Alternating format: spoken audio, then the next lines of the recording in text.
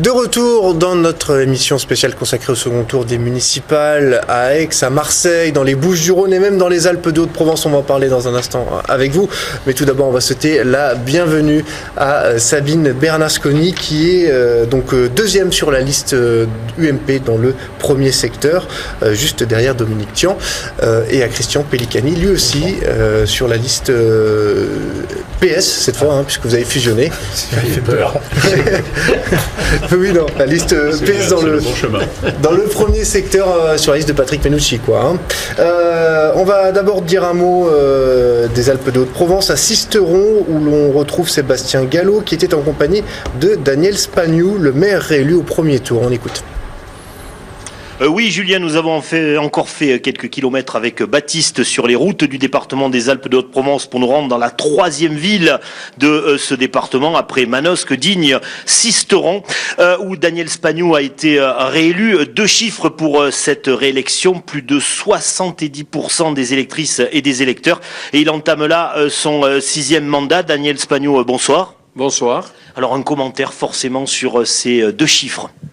Écoutez, ces chiffres, bien sûr, sont très satisfaisants pour moi, mais ils sont pleins d'émotions aussi, parce que je ne pensais pas me retrouver 31 ans après, encore, comme tout à l'heure, très plein d'émotions, plein de souvenirs qui me revenaient, bien sûr, à ma mémoire. Je ne pensais pas du tout.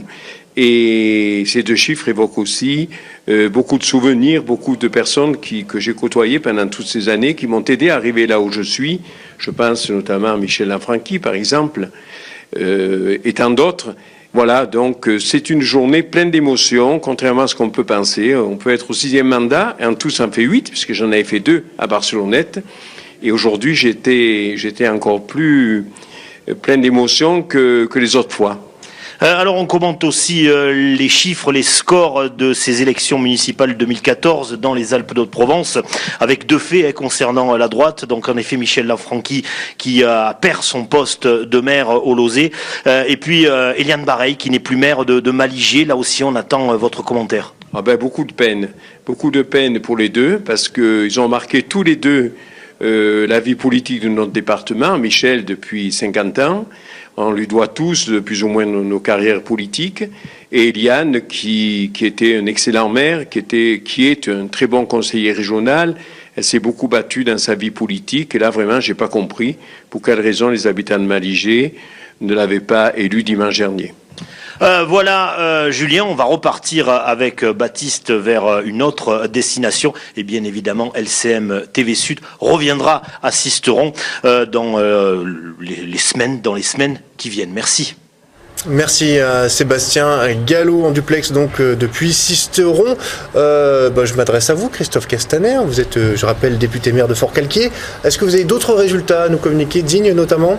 Oui, on a Digne où effectivement Patricia Gagné gagne avec 47%. Le Front National fait 35% et la liste UMP 18-45%.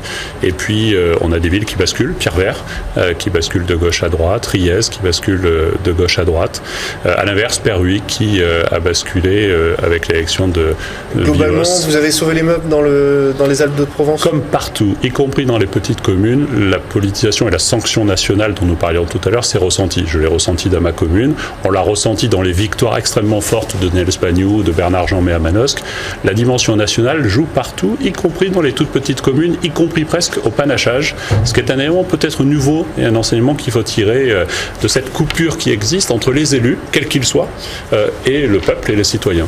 Sabine Bernasconi, je m'adresse à vous. Le premier secteur de Marseille, 1-7, un secteur qui va être particulièrement scruté ce soir. Est-ce que vous avez déjà des résultats? Je suppose que vous êtes un peu stressé à l'heure actuelle. Malheureusement, non, je n'ai pas de résultats à vous communiquer. Simplement, je crois, une ambiance de campagne et de journée où, écoutez, je ne sais pas ce que seront les résultats, mais l'accueil tout au long de la journée a été extrêmement chaleureux. Les électeurs nous encouragent encouragé. Donc, Jean-Claude Gaudin est venu faire la tournée des bureaux de vote. Oui, ce matin, Jean-Claude Gaudin est venu voter avec Dominique Thian. C'était un moment assez fort parce que quand Jean-Claude Gaudin rentre dans un bureau de vote, eh bien, vous voyez de nombreuses personnes, bien évidemment, qui vont vers lui, et lui aussi, il a reçu des messages très chaleureux de la part des Marseillais, dont j'espère, si les résultats du premier tour se confirment, eh bien, montreront encore une fois leur attachement à Jean-Claude Gaudin.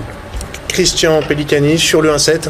Sur le 1-7, moi, tout ce que je peux dire, c'est qu'on a 3,5% de plus de participation sur Marseille, mais sur le 1-7, 8% de plus, ce qui est important, parce que moi, nous, on est pour que les citoyens utilisent le bulletin de vote pour changer la donne. Alors, ça ne fait pas toujours plaisir, on l'a vu dans un certain nombre de communes. Je ferai une parenthèse dans les Bouches-du-Rhône, puisque c'est jamais dit dans les médias, sur les 16 mairies apparentées ou ayant des maires communistes, 13 ont été réélus ce soir. Il y en a 3 qui ne seront plus à direction communiste. Je crois que c'est plus qu'une résistance. Il y en a d'autres, il y a d'excellents résultats du Front de gauche du Parti communiste. Et je me rends compte que sur Marseille, alors les mêmes accueils, c'est pour ça on met tous des militants dans les bureaux de vote. C'est normal, j'ai eu le même accueil chaleureux de partout. Et je pense que c'est pas ça qui est déterminant. Et ce qui sera déterminant, et mon sentiment, c'est que la poussée de plus 8% d'électeurs dans le 1-7 me rassure parce que les gens se réveillent. Alors vous parliez des mairies communistes qui résistent. Il y en a une qui n'a pas résisté ce soir, c'est Aubagne. On va retrouver Ali Martiniquet en direct depuis Aubagne. Grosse déception ici à Aubagne pour l'équipe sortante menée par Daniel Fontaine, parti communiste. Pourquoi ? Parce qu'ils ont été devancés ce soir par l'alliance UDI UMP, menée par Sylvia Barthélémy d'un côté, la candidate udéiste, et Gérard Gazet de l'UMP. Alors je donne les résultats. Le Front National a perdu 7 points lors de ce deuxième scrutin. Joël Mélin, donc, qui représente le Front National ici, est en troisième position avec 11,3% des voix. Arrive Daniel Fontaine, donc le maire sortant communiste d'Aubagne, avec 40,88%. Et enfin, en tête ce soir, c'est Sylvia Barthélémy et Gérard Gazet, donc une liste commune avec 47,49%. Alors tout à l'heure, je vous disais que les visages étaient fermés, c'était très tendu dans la salle de dépouillement ici à Aubagne. On va essayer d'avoir dans quelques instants l'équipe menée par Monsieur Gazet, Gérard Gazet et Sylvia Barthélémy. Voilà, donc c'est donc les résultats de ce soir. Daniel Fontaine donc a perdu la mairie d'Aubagne aux dépens donc de l'équipe UDI UMP menée donc par Sylvia Barthélémy et Gérard Gazet de l'UMP. Voilà donc pour ce qui est la principale surprise. Pour l'instant, c'est donc la mairie d'Aubagne qui bascule à droite. Je vous l'ai dit, on a sur 16 mairies apparentées aux communistes, il en reste 13, mais 13 gagnaient bien. Mais après, il y a des pertes. On voit bien en France, c'est l'hécatombe du côté, y compris à droite, mais surtout du Parti Socialiste. Je crois qu'ils payent une mauvaise politique. Ils nous la font payer indirectement un peu à nous, puisque les Français ne font pas de détails quand ils ne sont pas contents. Par contre, sur leur taux de participation, plus 11,94% dans le premier, 2,84% dans le 7e. Effectivement, il y a une forte mobilisation, plus 8 au total. Je pense que dans le premier arrondissement, il y a eu un sursaut. On verra ce qui sortira des urnes dans quelques minutes, quelques heures.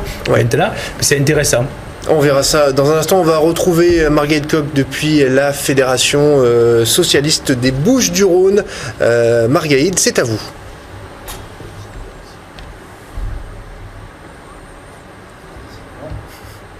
On va arriver à la joindre. Oui, c'est encore très très calme ici à la Fédération socialiste des Bouches-du-Rhône, qui est le QG de Patrick Mennucci.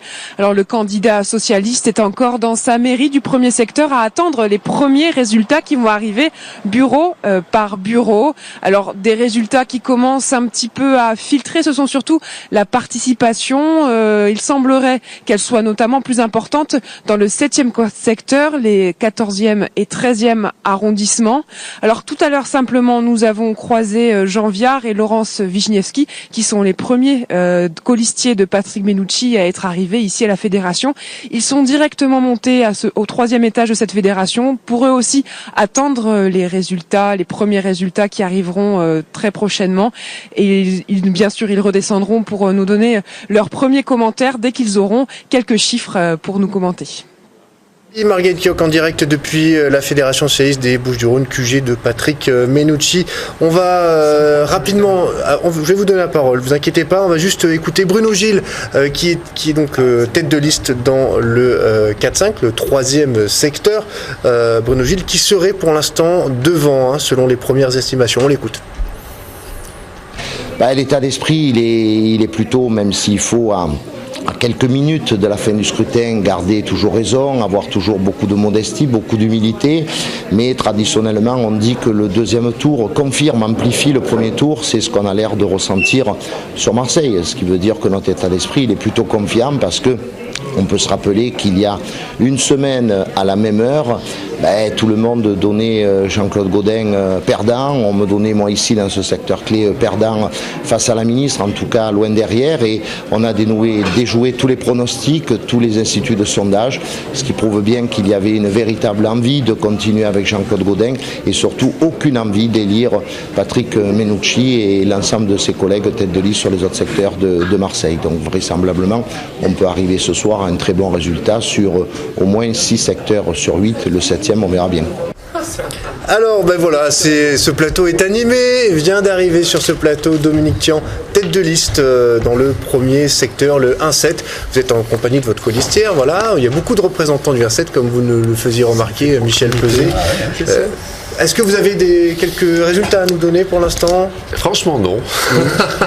Franchement non. Les 5 premiers, voilà, allez-y, les 5 premiers dans le 1-7. Alors les 5 premiers d'un bureau intéressant, le 760 chemin du Rocas Blanc, 35 Monsieur Tian, 37 Menucci, 26 francs, 1 blanc, 1 nul. Je pense que ça donne une indication, qu'une petite indication, il faut continuer. Oui. Et je disais à monsieur député Tian que madame Bernasconi s'est trompée, elle est sur les 8% d'électeurs en plus dans le 1-7, il y en a vraiment 11 dans le premier arrondissement et pas le contraire. Vous êtes serein, Dominique Tian ? Non, pas du tout. Je pense que le résultat va être très très tendu. Ça va se jouer à quelques centaines de voix. D'ailleurs, avec Sabine Bernasconi, nous n'avons jamais dit le contraire. Je pensais que ça serait très difficile. Et donc on est anxieux et on attend le résultat. Il y a de toute façon un vainqueur. Je ne sais pas si c'est Christian Pencani ou Sabine et moi-même. Enfin, en tout cas, ça va se jouer dans quelques minutes.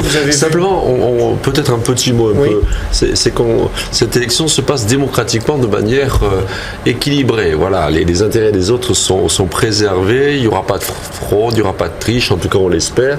Et même si la situation était très tendue pendant toute la journée, a priori, le scrutin s'est passé démocratiquement. Et donc, c'est déjà peut-être pas mal dans ce secteur. Mais c'est la question on a noté qu'il y a beaucoup de pression inutile. Vous avez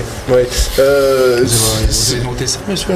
J'ai noté ça. On va retrouver Yves Blisson, qui est notre fil rouge ce soir pour les résultats. Yves, qui a de nouveaux résultats à nous communiquer. C'est à vous.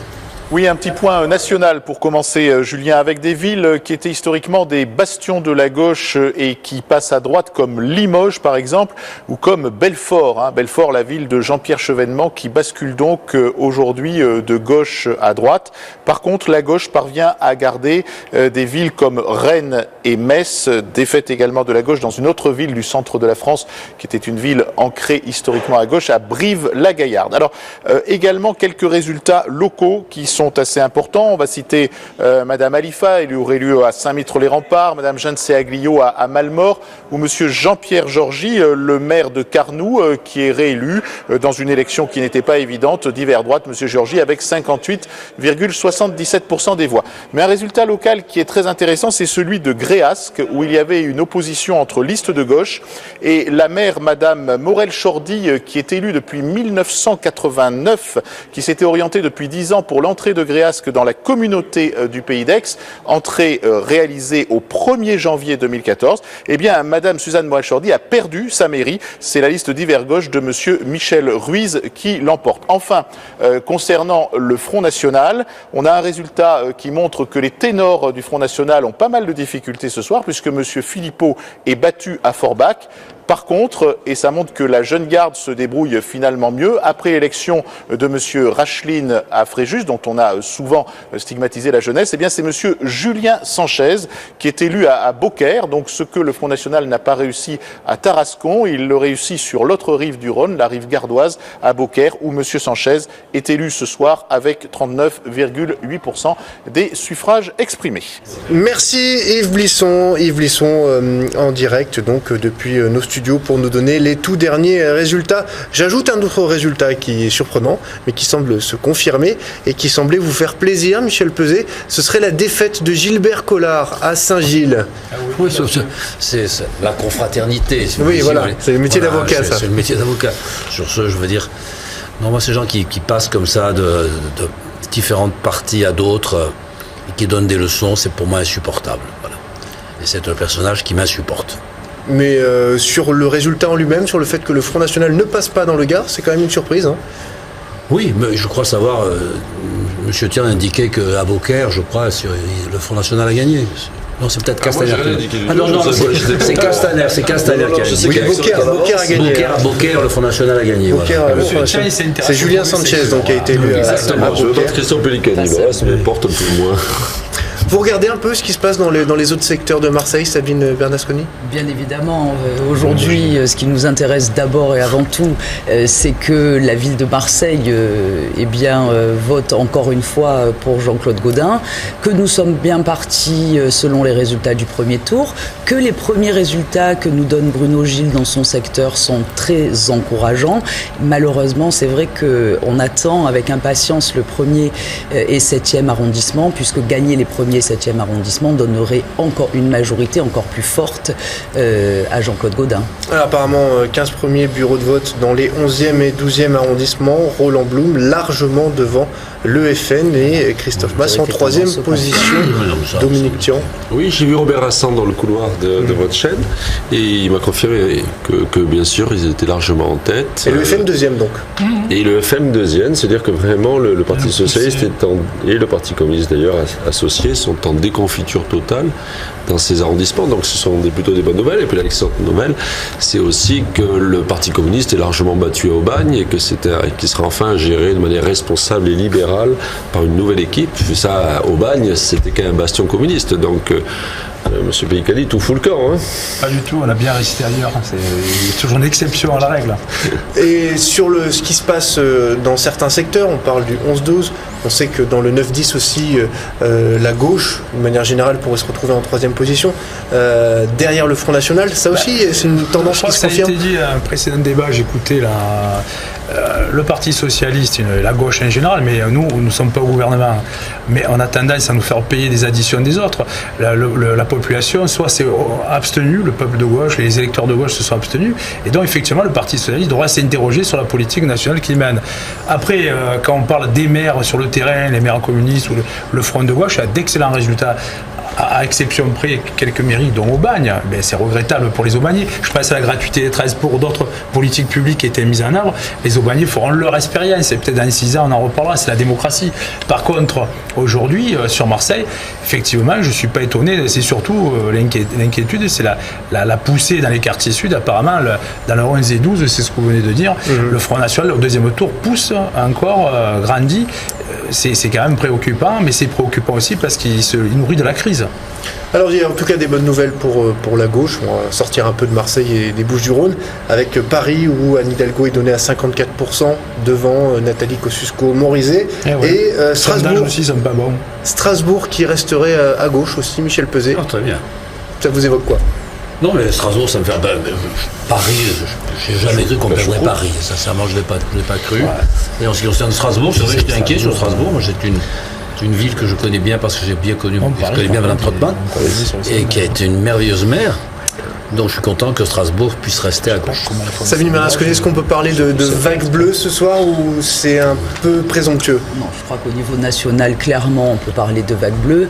Et d'ailleurs, je voudrais rebondir sur les propos de M. Pellicani, parce que je suis toujours assez interloqué d'entendre les critiques du Front de gauche vis-à-vis du gouvernement et de les voir dans certaines communes, et notamment à Marseille, alliés au Parti socialiste. Et donc je comprends que la déconvenue, elle touche dans ces cas-là, à la fois le PS et le Front de gauche. Alors, autre résultat, je vais vous laisser répondre, mais juste pour vous préciser, à Istres, François Bernardini réélu assez largement, 44,44% des voix. Petite réaction là-dessus sur Bernardini. Oui, c'est pas une très belle élection, 44%, c'est pas un triomphe. Hein. Bon, je crois que c'est un personnage clé du Parti Socialiste et je pense qu'il revient dans le jeu politique, ce qui fait que sûrement le cauchemar de Patrick Menucci ne fait que commencer, puisque François Bernardini revient pour la 3e ou la 4e fois. Vous savez, le Parti Socialiste, globalement, on prend les mêmes depuis des années, hein, Michel. Bon, ensuite, on recoupe le checker, et puis ensuite, il ressort, donc Bernardini revient, et Michel Peset est là sur le soir. Et puis Patrick Menucci va être mis en cause demain soir dans une réunion probablement extrêmement violente, on va lui reprocher sa défaite, etc. Donc au PS, vous savez, c'est un peu le microcosme qui se bouge et qui d'ailleurs est en déclin, mais enfin là, il est élu à 44%. Ça va être règlement de compte à Hockey Choral demain ? Le règlement de compte aujourd'hui se fait quand même plutôt à droite entre M. Fillon, M. Copé, M. Sarkozy. Mais en local, on parle en local. On peut quand même pas rigoler, je veux dire, c'est quand même là où c'est vraiment là, c'est le match national, hein, là c'est costaud. Non, sur ce, je crois qu'effectivement, ce qu'il faut tirer comme leçon pour nous, c'est incontestable. Bien. Encore une fois, je ne prends pas la politique du gouvernement. Le gouvernement, il est élu pour 5 ans. Nous verrons bien ce qui se passera dans 5 ans. Voilà. Nous verrons bien. Nous verrons bien. Je veux dire, en plein milieu, on ne peut pas dire que c'est un échec ou c'est pas un échec. Les gens, aujourd'hui, l'apprécient comme tel. C'est leur droit. Moi, je dis, on attend le résultat final. Et au résultat final, on pourra porter jugement. Bien. En ce qui concerne Marseille, ça fait trop longtemps que le Parti Socialiste perd les élections municipales. Ça fait trop longtemps. Et que sur cette élection municipale, encore une fois, ce qui se disait, ce qui était vrai, j'en suis persuadé, il y a quelques mois, sur le fait que c'était un combat de trop pour M. Gaudin, nous l'avons raté. Nous l'avons raté. Donc il faut en tirer les conséquences. Et tirer les conséquences, et effectivement, qu'est-ce qui va se passer, quelles sont les nouvelles équipes, quelles sont les directions que l'on doit donner à une formation politique comme le Parti Socialiste dans les Bouches-du-Rhône.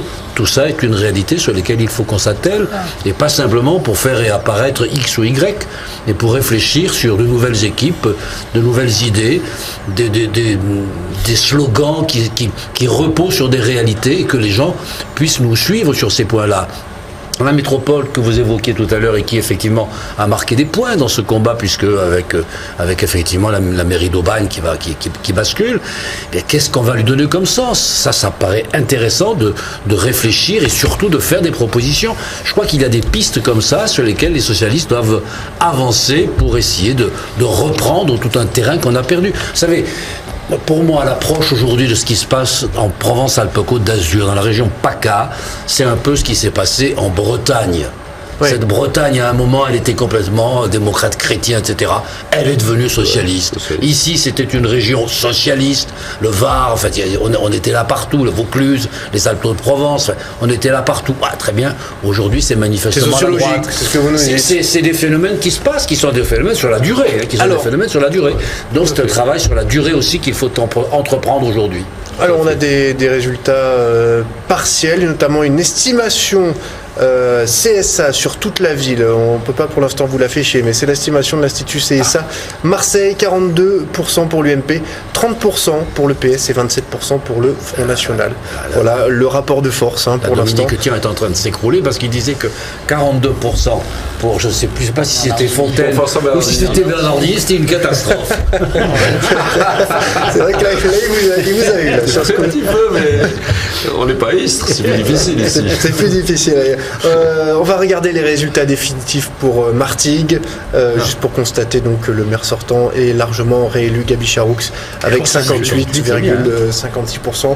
Un résultat qui vous fait plaisir, sans doute, Christian Pellicani. C'est un score à l'image de la politique municipale qui est très bonne pour les habitants. Et je voudrais répondre à Sabine Bernasconi. Ce qui nous détermine, nous, au plan national, au plan local, c'est chaque fois l'intérêt des gens, de notre point de vue, certes, mais l'intérêt des gens. À Marseille, quel était l'intérêt des Marseillais ? C'était d'essayer, de notre point de vue, de sortir des griffes d'une politique municipale UMP, Jean-Claude Gaudin, Dominique Thiers et autres, pour leur bien. Donc on s'est allié avec les partenaires, je veux dire, de gauche au deuxième tour. Je rappelle qu'au premier tour, nous avions fait une campagne assez intéressante, front de gauche, très large, mais pas suffisamment peut-être perçu, mais en tout cas qui dans le premier secteur m'a mené à près de 9%.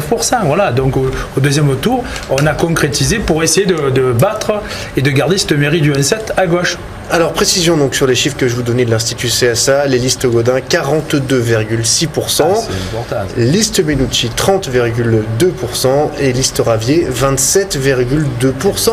C'est énorme, Sabine Bernasconi, oui, 27,2% pour le Front National. Tout à fait, c'est ce que j'étais en train de me dire. Je trouve que le score du Front National est très élevé, ce qui me fait craindre un basculement des secteurs du 13e et 14e arrondissement. Et je déplore la position de Patrick Menucci et de tous ceux qui l'ont accompagné, alors que Garo Hovsepian était en 3e position, qu'il y a eu des discours incroyables avec des affiches, attention, non au Front National, ni Gaudin, ni le Front, enfin voilà, où on a essayé de diaboliser tout le monde et où en réalité on a fait, il y a eu les discours et il y a eu les actes. Et les actes, c'est que le candidat en 3e position, Garo Hovsepian, ne s'est pas retiré. Et donc, j'ai bien peur avec les chiffres que vous annoncez sur le niveau du Front National et qu'on ait malheureusement le résultat de ce qu'a souhaité Patrick Menucci, c'est-à-dire l'alliance que nous connaissons entre le FNPS, puisque en général en triangulaire c'est plutôt défavorable à l'UMP, cette alliance-là. Je vais vous laisser répondre, Michel Peuzet par exemple, si vous voulez répondre à ce qui est dit là. Juste pour autre résultat très important, ça apparaîtra à l'image un peu plus tard, mais c'est l'estimation Ipsos pour le 3e secteur, donc Bruno Gilles face à Marie-Arlette Carlotti. Bruno Gilles serait à 47,9%, Marie-Arlette Carlotti 33,5%, donc là Marie-Arlette Carlotti qui aurait clairement perdu son pari dans ce 3e secteur. Est-ce qu'elle paye le fait d'être ministre du gouvernement, selon vous, Michel Peuzet ? Certainement, je veux dire, vous savez, moi, je tiens quelques-uns à avoir connu 1983, quand Gaston Defferre était ministre de l'Intérieur, et où le raz-de-marée de M. Gaudin à l'époque était extravagant. Mais il avait gardé la mairie. Il avait gardé la mairie. Gaston Defferre avait gardé la mairie, mais M. Gaudin avait fait plus de voix que la gauche réunie. Mais c'est vrai que c'était le système des secteurs, c'est toujours le système des découpages qui joue comme ça. Je pense qu'elle le paie effectivement le fait d'être ministre, mais comme tout le monde, comme l'ensemble des candidats de gauche paient ce que la critique est formulée contre l'action du gouvernement. On le sent, c'est une réalité, mais c'est ce que je disais, c'était l'inverse de 2008, et ça sera l'inverse la prochaine fois, s'il y a une prochaine fois. Donc c'est comme ça. Bien. En ce qui concerne le 13 et 14, le raisonnement, je n'ai pas discuté avec lui, mais le raisonnement de Patrick Menucci a été de dire le total des voix de gauche. Si on prend effectivement le Front de gauche, si on prend une partie de l'électorat de M. Diouf, etc., fait que le PS doit devenir à nouveau majoritaire. Enfin, le PS et ses alliés doit redevenir majoritaire dans ce secteur, et que le risque que de dire on va voter pour le UMP de la part de l'électorat de gauche risquait de ne pas suivre. Et donc on aurait eu un électorat qui serait parti ailleurs ou resté chez lui, et on se retrouvait avec une situation où le Front National arrivait. Le risque était grand à mon avis. J'imagine que c'est cette analyse-là qui a été faite. En tout cas, sur Twitter, selon les... les petits comptes de savoir combien d'élus au conseil municipal. D'autant que des considérations. D'autant que les premières estimations, bien évidemment. Les premières estimations des journalistes sur Twitter font état d'un Front National en tête dans le 7e secteur avec 35% des voix Dominique Durand. Oui, mais je confirme ce que dit Sabine Bernasconi. Enfin, on ne peut pas faire de la morale toute la journée au PS en disant mais vous comprenez, il y a un danger du Front National, le Front Républicain, il faut se retirer. Quand on est second, qui se retire, M. Hovsepian. M. Menucci a montré la duplicité de son attitude. Elle est même amorale. Voilà, dire il est 3e, il se retire, il n'y a pas de sujet. S'il y a un risque Front National, et si ça se confirme, qui c'est qui en porte la responsabilité? C'est Patrick Menucci, parce qu'il a refusé de retirer la liste PS. Donc je veux dire, ça suffit, c'est leçon de morale permanente. Mais je crois que tous les démocrates et tous les gens qui philosophiquement ont des valeurs humaines, humanistes, verront bien quel est ce qui joue avec. Bon voilà, en l'occurrence Patrick Menucci pouvait, au lieu de gagner 2 conseillers municipaux, parce que c'est ça le problème, Hovsepian, c'est 2 conseillers municipaux de plus au groupe, et bien il pouvait simplement assurer la victoire de Richard Miron, et les choses étaient très simples, et je crois que, voilà, mais au moins les masques tombent. Voilà, c'est bien. Lorsqu'on aura ce soir la liste de toutes les municipalités, des accords qui sont passés entre les deux tours, je ne pense pas que l'UMP soit en mesure de dire qu'il n'y a pas eu d'accord avec le Front National. Alors, autre information importante, Roland Blum est donc élu dans le 11-12, ça se confirme. Et puis Guy Tessier aussi, là, il y avait moins d'enjeux avec 48% des voix. Christian Pellicani. Oui, je pense que sur les alliances qui ont été dénoncées, je pense à Villeneuve-Saint-Georges où l'UMP et le Front National se sont alliés dès le début pour essayer de battre une ville communiste. Je pense à d'autres endroits où il y a des alliances de ce même type. Alors à la carte, c'est une espèce de menu où chacun essaie de jouer au faux. Il n'y a aucune mairie où nous sommes alliés. Est-ce que vous n'êtes pas en train de noyer le poisson là? Est-ce que vous n'êtes pas planté dans ce... non, mais nous n'avons pas de mandat de fusion. Je vais vous dire un truc. Sur Marseille, le Parti communiste et le Front de gauche n'avaient aucun mandat de fusion au deuxième tour. Voilà.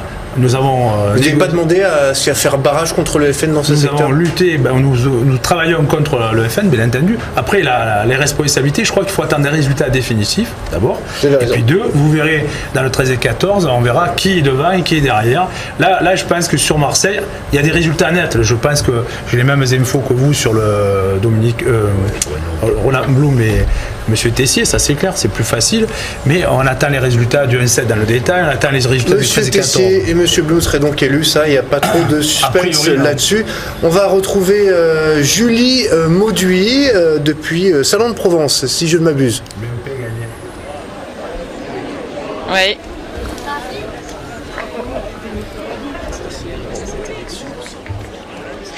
Alors Nicolas Isnard, le leader de la liste UMP ici à Salon, vainqueur donc de ce second tour des élections municipales, vient de prononcer un discours de 15 minutes devant une salle comble avec des supporters en écharpe bleue venus acclamer le nouveau maire. Donc 57% des suffrages exprimés vont en faveur de Nicolas Isnard, donc le candidat UMP, 35% pour Michel Tonant, le maire sortant PS, et 8,5% pour le candidat FN Philippe Adam. L'abstention a été cependant très élevée. Ici, près de 43% des inscrits ne se sont pas déplacés aux urnes. Parmi les Salonnais présents ce soir, certains étaient toutefois mécontents. Ils annoncent, je cite, « Ça va être le bordel, il ne pourra pas tenir toutes ses promesses ». En effet, depuis 1989, la mairie était aux mains de la gauche. Un renouveau donc pour Salon. Comme vous le voyez derrière moi, la foule est en train de quitter l'espace Charles Trenet. Il y a beaucoup de monde, beaucoup de cohue, beaucoup de joie. L'avenir reste à écrire.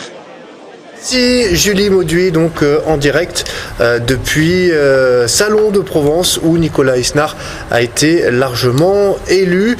J'en profite pour dire bonjour à nos nouveaux invités. On vous retrouve au Bar Assante. Vous étiez en début d'émission. Vous nous avez fait l'amabilité de rester. Merci à vous. Jean-Marc Coppola, ex-tête de liste Front de Gauche. Aujourd'hui donc sur les listes de Patrick Menucci. Bonsoir. Dominique Tian en conversation avec Christophe Madrol qui vient de nous rejoindre aussi. Bonsoir Julien. Bonsoir. Vous êtes sur les listes aussi de Patrick Menucci, vous représentez le MoDem, enfin on va dire, on sait plus trop en fait, hein, l'aile gauche du MoDem. Ce débat. Non, on va pas recommencer, on va pas repartir là-dedans.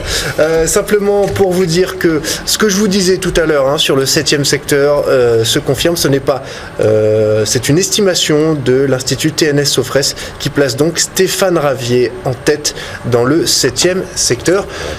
C'est une sacrée secousse, Jean-Marc Coppola. Oui, effectivement, puisque autant le Front National n'a pas fait de percée dans les Bouches-du-Rhône, je crois qu'il faut le souligner quand même. Très loin en même temps des ambitions dans la région.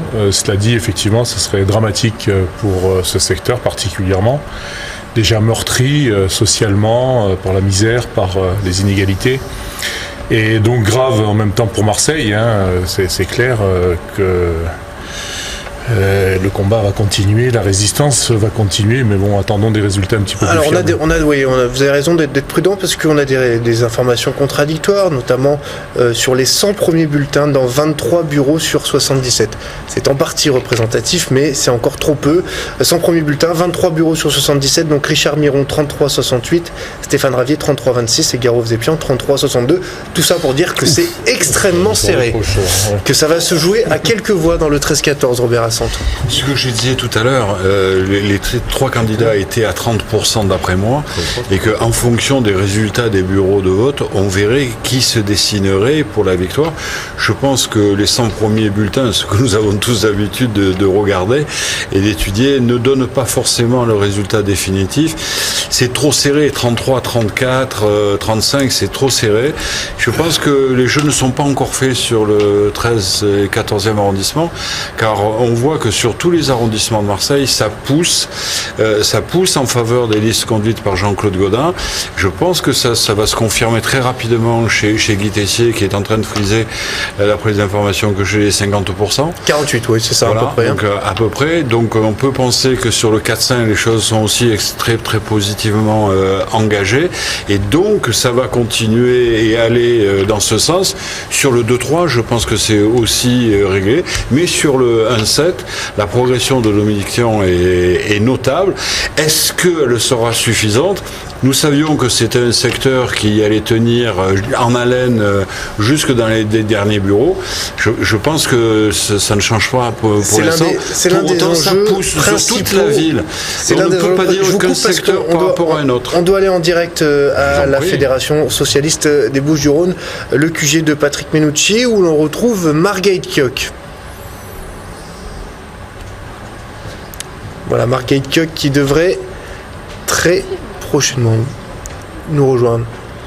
Oui, donc ici en direct du QG de Patrick Menucci avec Laurence Wisniewski. Alors déjà, les premiers chiffres qui nous sont arrivés, déjà une hausse de la participation, c'est ce que vous aviez souhaité pendant toute cette semaine. Ah ouais, de toute façon, tant mieux d'une manière générale. L'idée, c'est de voter d'abord. Donc notamment dans le 13-14 où le FN est très très très fort, c'est plutôt une bonne nouvelle pour Marseille. C'est une bonne nouvelle dans tous les secteurs que les citoyens votent plus. Et pour vous, ça vous permet d'espérer, de limiter un petit peu les dégâts On va voir. Tant qu'on n'a pas de résultat définitif, moi je ne me prononce pas. Mais de toute façon, l'augmentation du taux de participation, c'est une bonne chose au plan républicain. Et donc là, on a eu les premières estimations pour Marseille avec un Jean-Claude Gaudin qui l'emporterait avec 42% des voix. C'est pas une surprise? Non, d'abord, c'est pas une surprise. Ensuite, je ne ferai qu'un seul commentaire. Nous sommes en République. Les électeurs paraissent avoir tranché. Dont acte. Ce que j'espère, c'est que Marseille gagnera. Merci beaucoup, Laurence Wisniewski.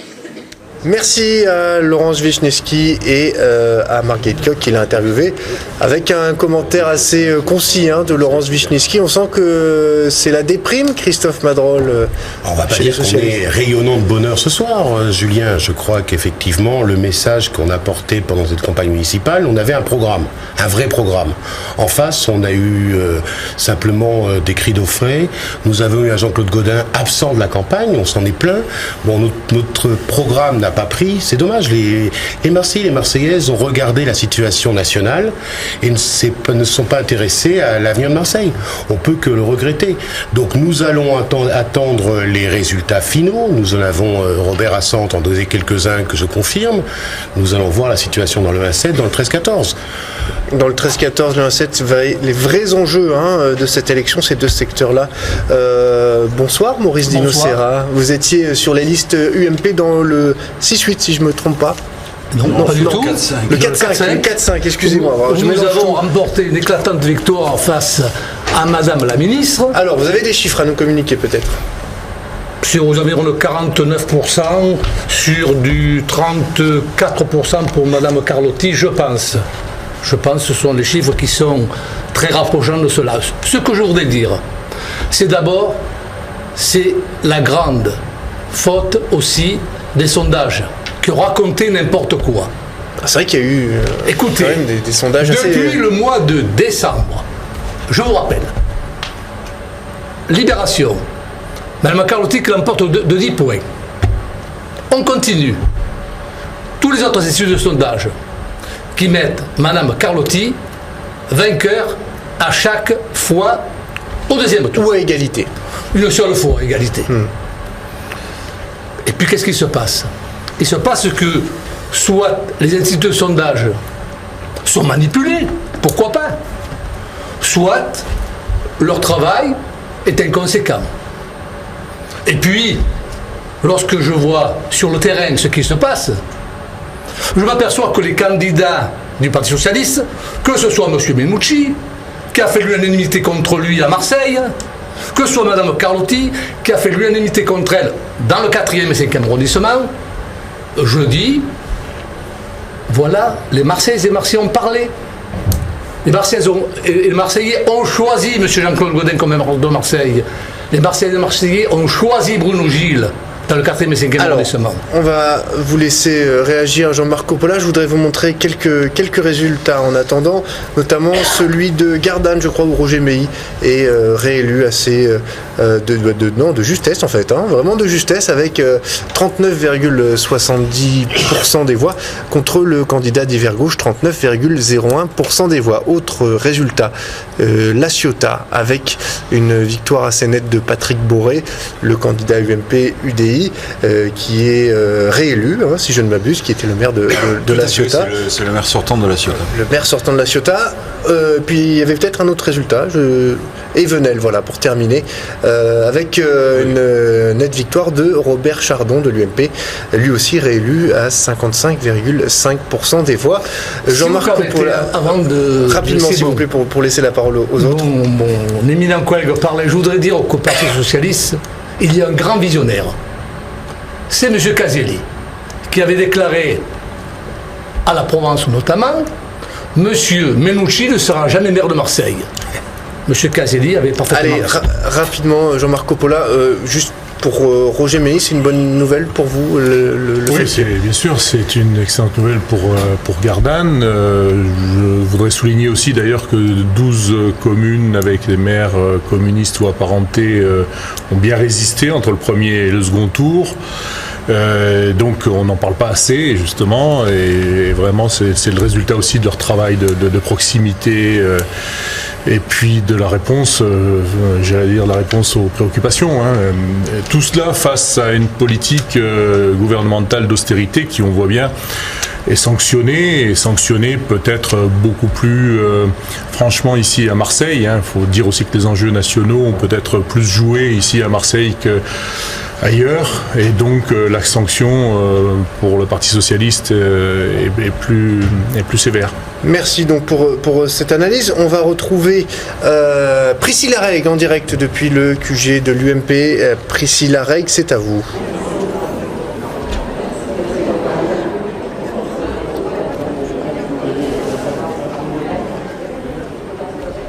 Oui, et je suis en mairie de Marseille où les résultats tombent secteur par secteur. Dans le 7e secteur, c'est Stéphane Ravier qui a été élu pour le Front National. D'autres secteurs continuent à tomber, des résultats non encore définitifs pour l'instant.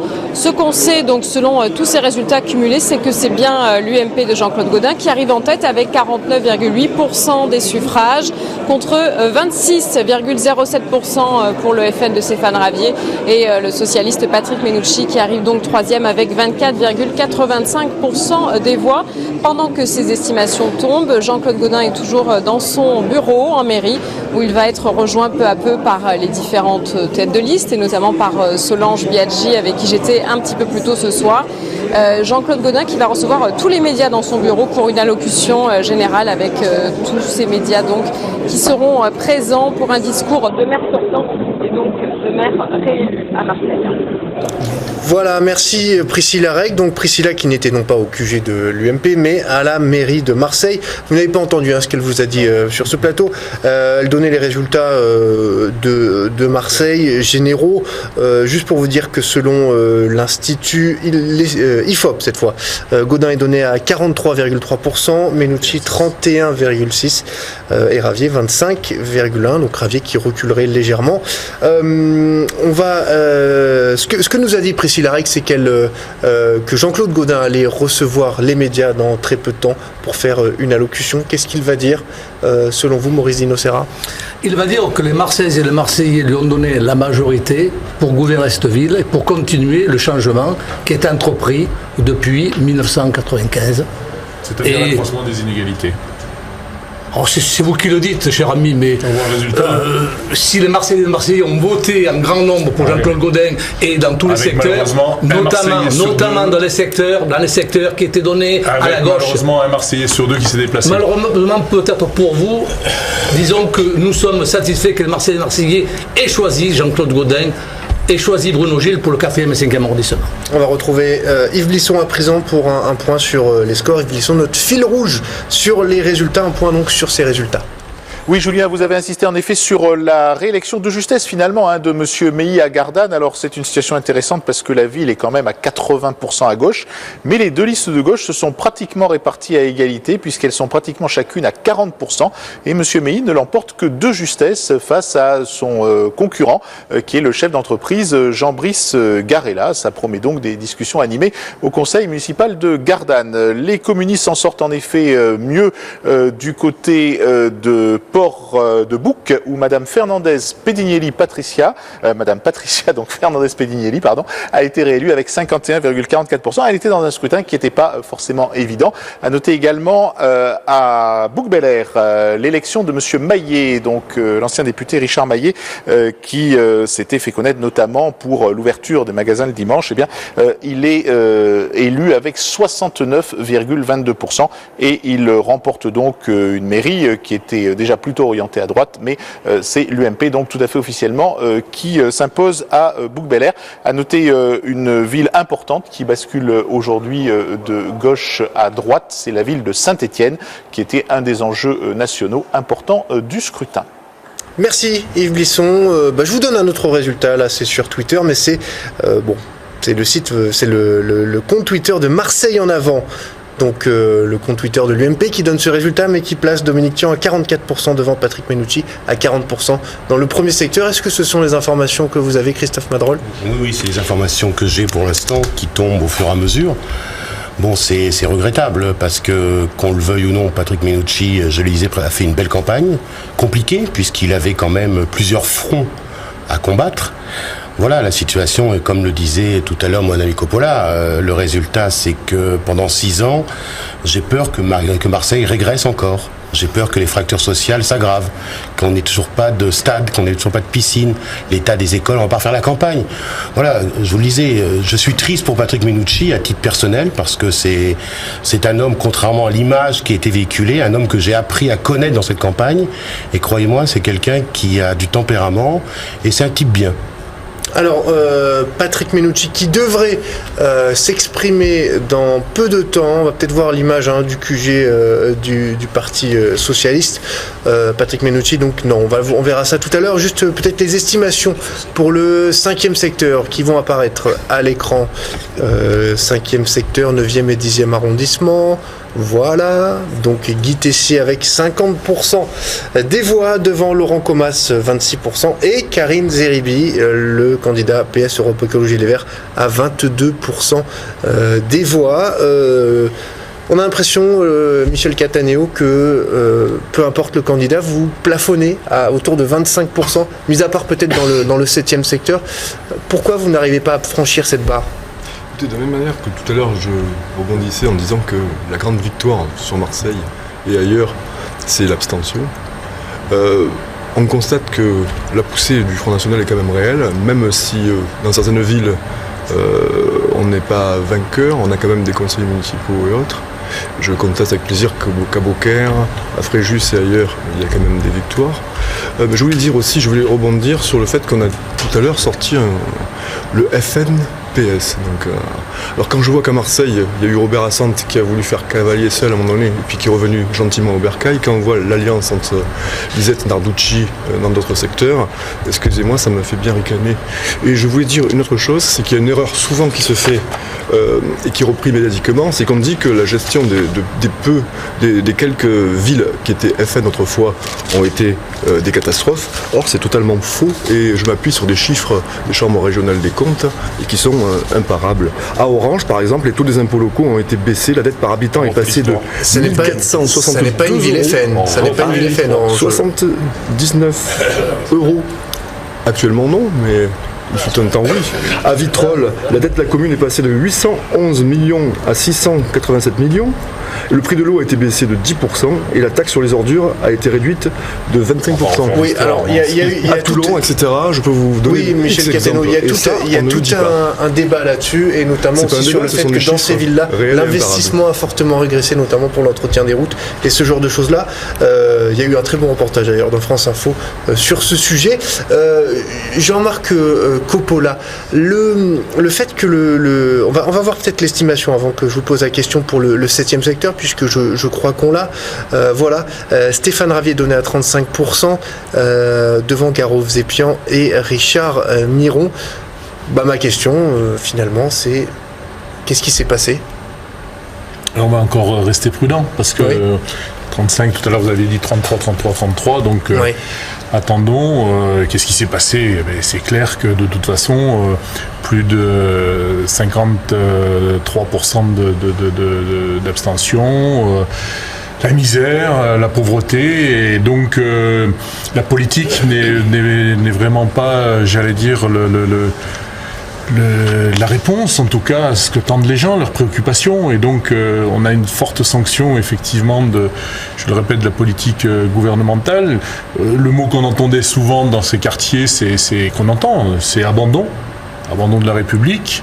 Et donc aujourd'hui, si par malheur on avait une mairie de secteur dans les mains du Front National, je crains que ça ne s'arrange pas. Mais de toute façon, nous continuerons le combat et puis la résistance justement pour... Justement, comment ça va se passer demain ? Parce que là, disons les choses clairement, le Parti socialiste est en lambeaux, il est détruit en grande partie.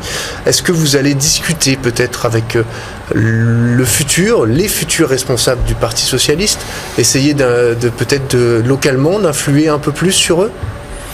Nous continuerons de toute façon avec l'engagement que nous avons pris en direction des Marseillaises et des Marseillais, cette résistance et puis cette conquête pour une plus grande sécurité de vie, une plus grande sécurité sociale. Cela dit, sur la question de la gauche, ça ne se passera pas seulement qu'à Marseille. Il faut tirer les enseignements de ce scrutin, de cette échéance. Il faudra très certainement reconstruire à gauche. En tout cas, ce que j'entends, c'est que la réponse apportée par François Hollande d'un remaniement ministériel, d'un changement de gouvernement ne suffit pas. Il faut vraiment changer de politique dans ce pays et rompre avec les politiques austéritaires. Autre estimation, celle-ci pour le 3e secteur, 4e et 5e arrondissement, où là Bruno Gilles est donné en tête, mais finalement un peu moins en tête que prévu, avec 35% des voix contre 33,2% pour Marie-Arlette Carlotti. Enfin, le Front National fait un score un peu au-dessus de ce qui était prévu, 18,5% donc pour le Front National. Vous avez d'autres informations peut-être là-dessus, Maurice Dinocera ? Non, pas d'autres informations, simplement... Rossi viennent 12, Julien, parce que les SMS qui nous arrivent ne nous donnent pas les mêmes chiffres que vous. Alors, qu'est-ce que vous avez ? Nous, ce sont des estimations. Nos estimations, donc, dans le secteur du 13-14, donc sur 12 bureaux définitifs, Miron 34,13, Ravier 28,49, Garo Vzépian 38,12, dont 9 bureaux sur les 12 qui sont dans le 14e. Donc, comme disait Jean-Marc tout à l'heure, il faut être très prudent. Alors, ce que vous nous dites là, c'est qui sera en tête, Garo Vzépian ? Garo à 38,12. Je contrôle avec mon ami Dinocera parce que ma vue est compliquée en ce moment. Ravier 28,49, Miron 34,13. Alors moi, les chiffres que j'ai en précision, ce sont des chiffres qui viennent de la préfecture, qui sont soit des dépouillements partiels, soit des estimations des instituts. C'est les aléas du direct et c'est très bien de faire comme ça. Mais je regardais dans le 5e secteur, la somme des trois faisait pas 100%. Donc là c'est plutôt une erreur de calcul de la part de l'infographiste. Mais globalement, donc on est dans le flou pour l'instant. Mais il y a deux scénarios. Soit le scénario catastrophe pour le PS, c'est-à-dire que le PS ne garderait qu'un seul secteur, celui de Samia Ghali, le 15-16. Soit un scénario où le PS pourrait garder le premier secteur, mais ça me semble mal embarqué, et le 7e secteur.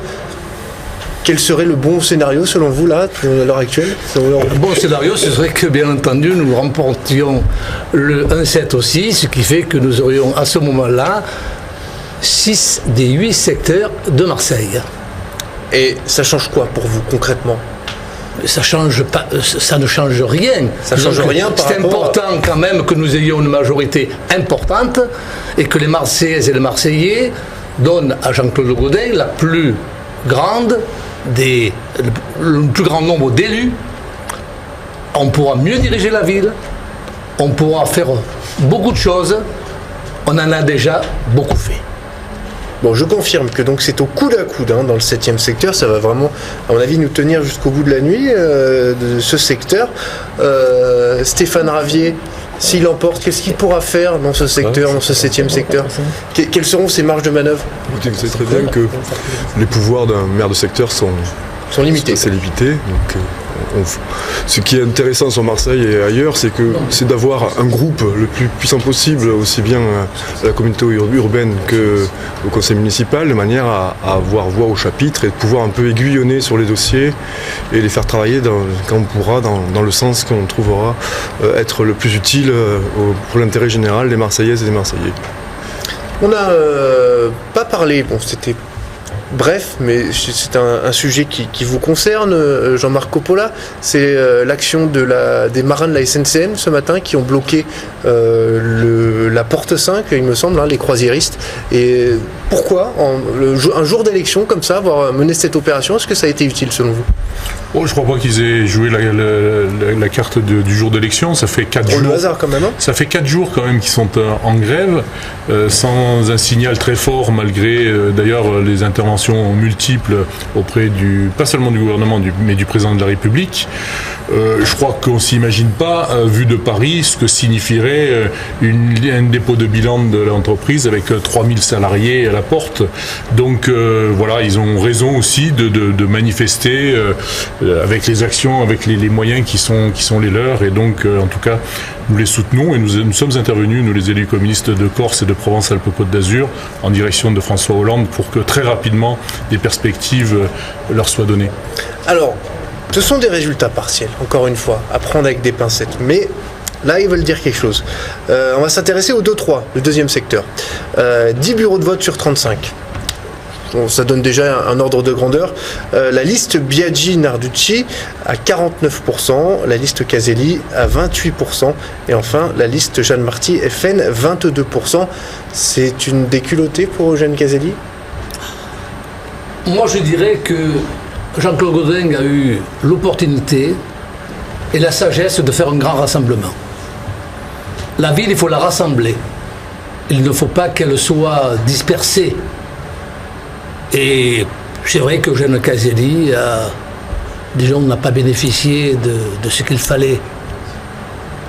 La ville de Marseille sera dirigée maintenant dans le 2e, 3e arrondissement par une équipe UMP. Je vous coupe puisque nous sommes en direct avec Maryse Joissin, quelqu'un de votre camp. Maryse Joissin, députée, maire réélue à Aix-en-Provence. Bonsoir Maryse Joissin.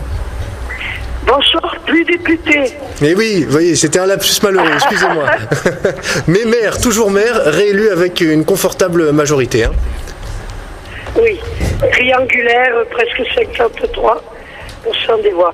J'ai la voix cassée, excusez-moi. Je vous en prie, il n'y a pas de problème. Vous êtes, je suppose, heureuse ce soir. Oh, c'est peu de le dire.